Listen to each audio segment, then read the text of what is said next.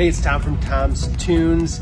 So, you took on a pontoon restoration project and your friends or family or both said they'd help you out, but then you get down to doing the work and where'd everybody go? If you're working by yourself, this is a tip that's going to save you a lot of headache, a lot of time, and be able to accomplish this by yourself. I am reinstalling these railings, but I use this technique for all sorts of things when I'm by myself and I need to get a wrench on one side and the other to tighten something, and I physically can't get into those two locations at the same time. If we take a look at this railing will be secured from the inside. So I would have to get, if we look back up on the boat here, with this railing up on top, I would have to get a hand somehow inside of the railing and underneath to tighten everything down. Just not physically possible for me on this one.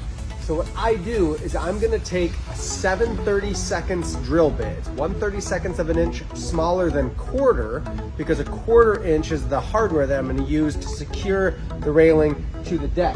I'm gonna go ahead and run this 7/32 bit down through. That way, when I'm on top, I can thread down a bolt, and I'll show you here, to actually secure the railing in place, nice and snug to the deck. Then I'll come with a wrench and the nut on the other side and tighten everything down. Let me show you how this works.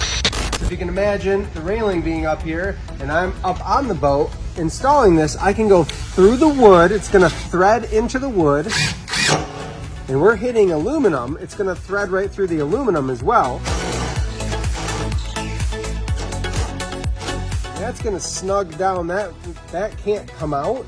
So if I were putting the railing on, what I would do is just drive it once I have my spacer in there, drive that bolt down snug, come on the outside, get around with the wrench, and I can go ahead and just tighten that down, the nut on the bottom side.